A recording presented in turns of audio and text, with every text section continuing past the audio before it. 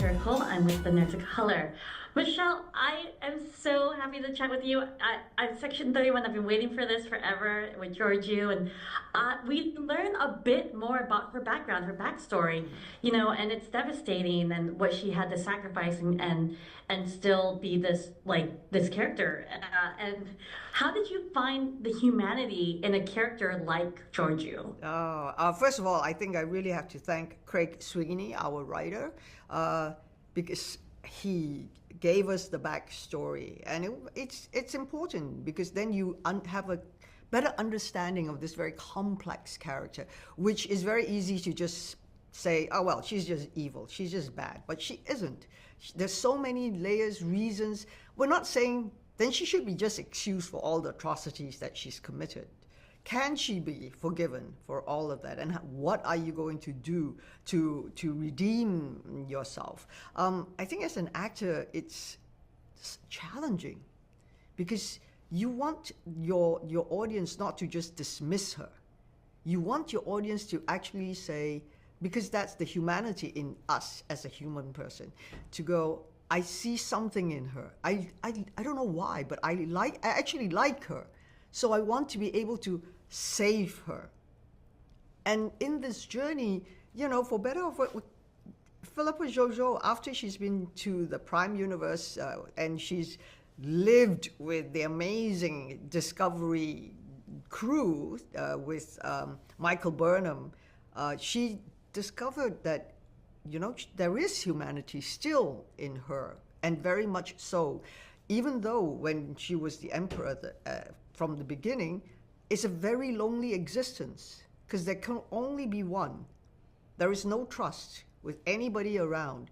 So when the love of her life, the only love that she ever knew, which was San, right, decides that it's not going to happen, it's devastating to someone like that. And so, I think that's the point when you sort of close yourself and you isolate yourself and your heart doesn't want to feel anymore. And you just move, you forge ahead.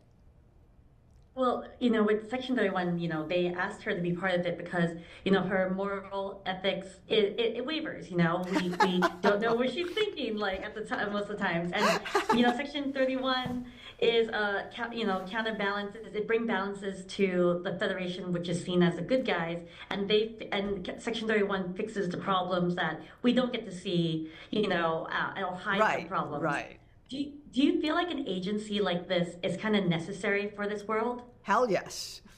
Yes, sometimes, unfortunately, for diplomatic reasons, political reasons, there are certain things that has to be done a certain kind of way because maybe this is just expected of how we live with each other in this day and age. And I think in many ways, like the CIA, the FBI, the whatever, there's so many like different organizations who I am sure is out there doing things, when you say undercover cops and things like that, they have to do things a certain way to get in and get out, hopefully get out safely, but understand what's going on. And Section 31, especially for the Federation, is so important. And it's always been there in the Star Trek world. It's just that it's been like Section 31, underground, quiet, working away. So it's nice to be able for us to go like, look at us, we're Section 31. Well, after this, honestly, you paved the way for so many Asians in the industry, for us to see ourselves in everything. Action hero, Oscar winner, everything. You've done so much for us. And even in the Star Trek universe, which I grew up, it was amazing seeing you as the first Asian female captain of a starship, and having your first Star Trek TV show. It's like the very first of Asian women-led, or even Asian-led show. Was there ever a moment where you felt there was a lot of pressure or responsibility at the time, because of this impact you put on this and the impact you brought to this world? To be honest, responsibility, I think I don't see it that way. I see it because this is how it should be done, right? Why should it not be this way? That's how I look at it. So I keep going forwards, having that in mind. It's like, where is there a rule that says Asian women or Asians should not be this or that? So we just have to put it out there and believe that it will happen. So do I want to be the first? No. I want this to be the norm, that we are able to step into any roles, any shoes, any positions, because we can. Perfect. Thank you so much. No, thank you. I adore you, and thank you for everything you've done for just in life. And I know you're just living your life, but it means so much to us. So thank you so much. And I'm a Georgia cosplayer, so it's so great to see you again. So thank you. Thank you. Good to see you. Laura Siricol, the Nerd of Color. Hello. Thanks. I'm so excited to chat with you guys. I'm such a fan of both of you and your work. And so I'm really excited because how does it feel for you guys to be part of the Star Trek canon, to be part of the world that has been around for many years? And then Kacey, you're playing Rachel, like the future captain of the Enterprise. Yeah. Is there pressure for both of you to be part of this universe? I mean, I welcome the pressure. I think you do too. Yeah, we welcome it. Yeah, it's amazing. I mean, Trek has such an incredible legacy. And, to step in the boots of Rachel Garrett, so deliciously portrayed by Trisha O'Neill in Yesterday's Enterprise, it's just like a treat to get to fill in the beginnings and middles of her story. It's so exciting. It's also,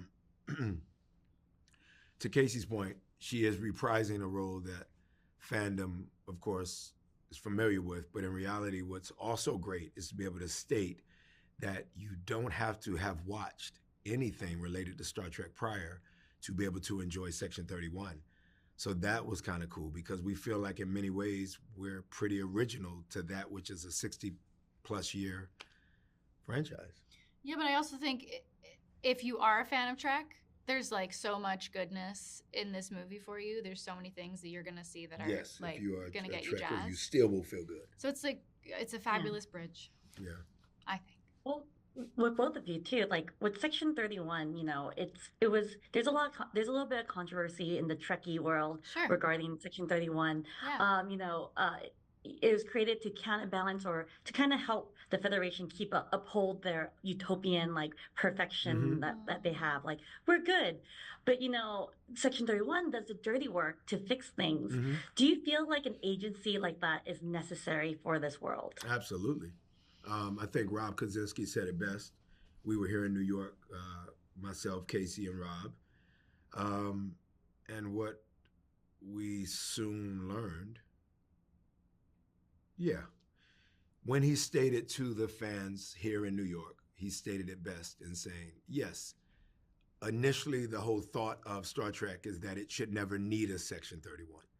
But in reality, what world, what galaxy, what corporate space, what country, America quite included, North America included, if representing Kacey and Umberly being from Toronto and Vancouver. And of course, Star Trek is shot in Toronto, so I got to include North America as a continent.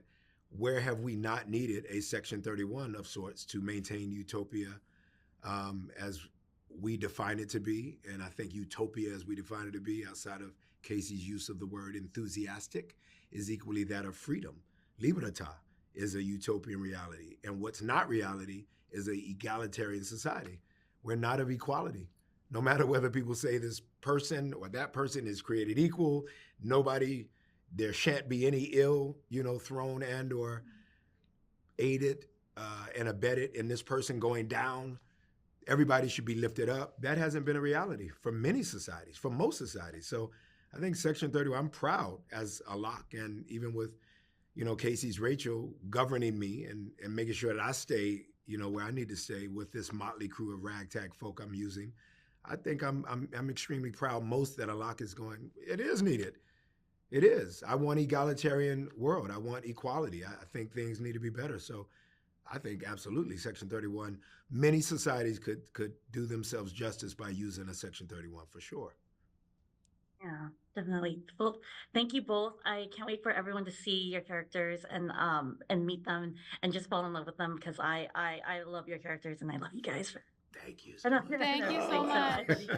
Thank you guys so much. Hello. Hi, Laura. Okay, I need to know, because I know both of your accents in natural form, because I've watched all your stuff in the interviews and everything. I need to know, how did you come up with your characters' outrageous like antics and voices that, you know, and where did you find inspiration for these characters? Because, you know, we have the himbo, like, I love you, Rob, but like we have like, and then we have, and we could talk about spoilers. We have your character who is, you know, taken over by the alien. So what made you choose that accent and that voice? So for both of you too. Great questions. Yeah. There's the very actory one, which would be like the Irish accent is incredibly melodic. It's very sing-song. It lilts a lot. It brings you in. It makes you want to come a little bit closer. It's inviting, and then stab you in the back. So that was kind of the actory side. But the truth is, in South Africa, I was busy doing an Irish play by Martin McDonough. So I had the accent at the time that I was auditioning. And I already knew from the sides that there was this like dual personality. So one was American in my world, and one was this Irish. And from the top down, they were like, let's keep the Irish. We want to keep that. And it worked. It worked beautifully for what he is, what he represents, and then what we find out a little bit later about him. You like, Fuzz the Nannikin had a different tone as well, though, didn't he? Yeah, I totally forgot about that. So then the Nannikin, because he struggles a little bit with like small man syndrome, like everything is big, and big people have just taken over everything, his life, his entire species, etc. So I wondered, what is this juxtaposition of, what if he had a really deep, gravitas voice? So where you see the Vulcan, he's very light and hello, how are you? You know, we just talk every day. But then the Nanokin would be like that, like he would go darker and a little bit more rounder. And like I played, man, I just had so much fun. Yeah, for me it was pretty simple. Like I'm a little bit more received pronunciation than Zeph is, but my accent and these kind of accents work very well with a dry humor. But when you're doing something that is coarse and rough and kind of silly, and you want to play up the kind of like the childlike naivety of him, then you just go a bit rougher and a bit more Cockney, because it's funnier for slapstick. It's literally as simple as that. You're so posh, so it's like, oh, okay. I love seeing this himbo character. It's like, I'm like, girls are gonna love him. Okay. Yeah, that was the idea. Still single, 41. Well, this one, you know, Section 31 has always been a bit controversial for us Trekkies, you know, because it was created to counterbalance, you know, the Federation goodness and utopian idealistic Federation. It basically does dirty work to fix the problems or hide them.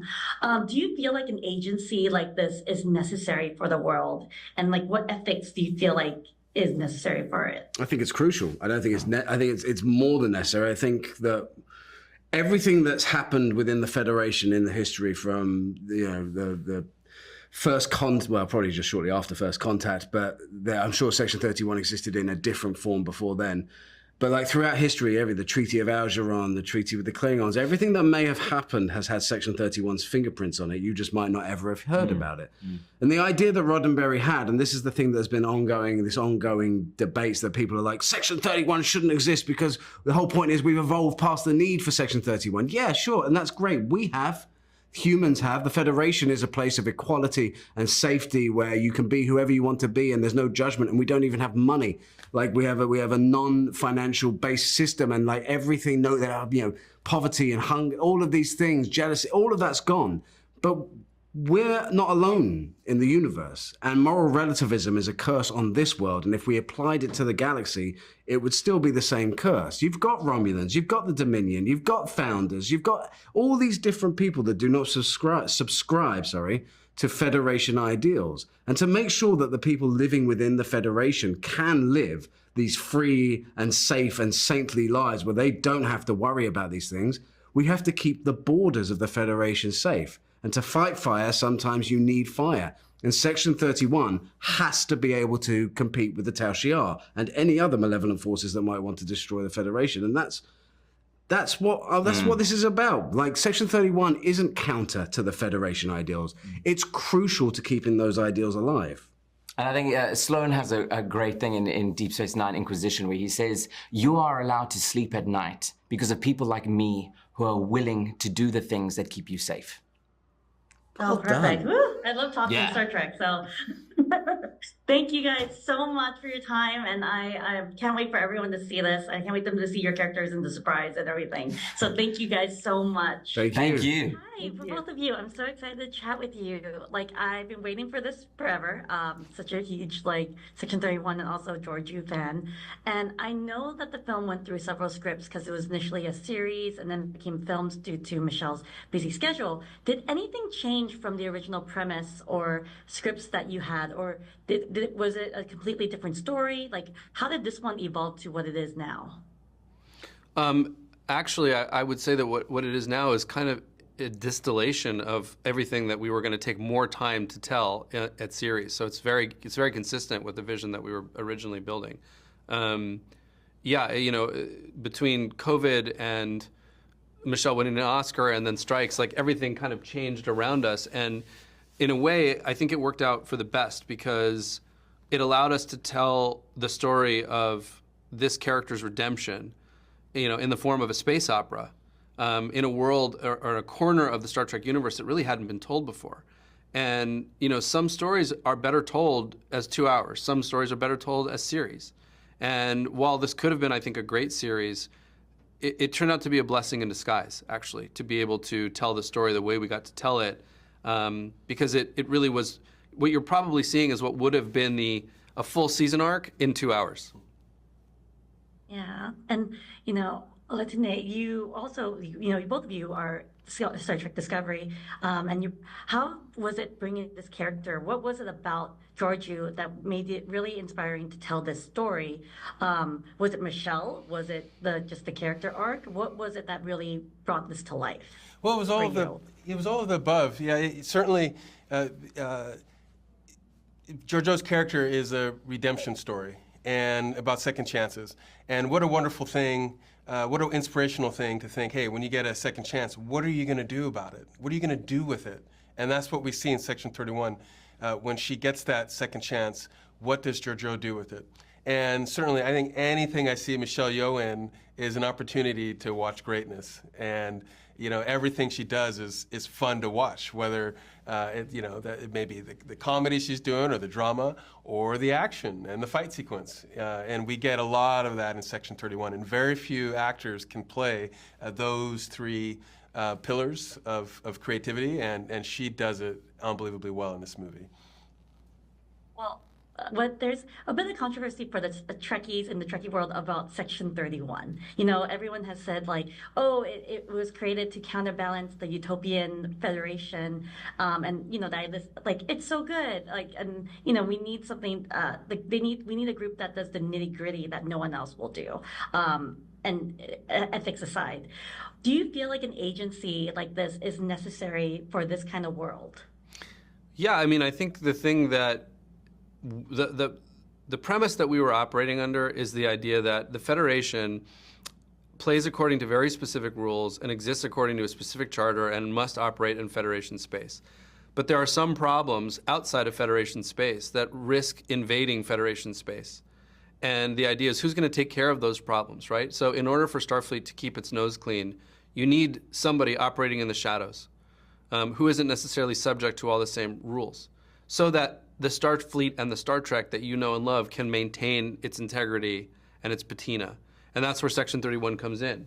Because at the end of the day, it's all filled with people who want the same things that the Federation and Starfleet want. They want to protect a greater good. But they're not the kind of people who could put on a uniform and exist on a starship. They're just not those people. They're too rebellious, they're too non-conforming, and they wouldn't be able to do that.